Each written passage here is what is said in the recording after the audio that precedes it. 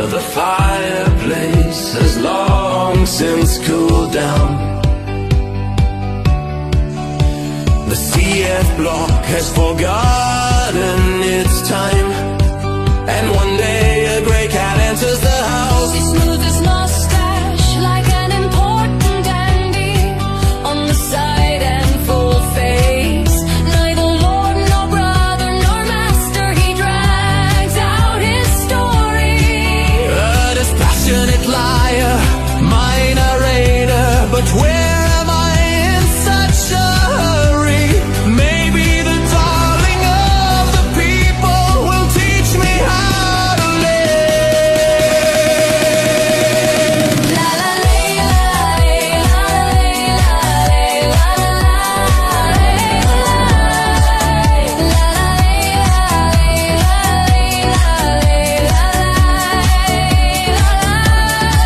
She and he are the flowers of carmine, woven into a crown.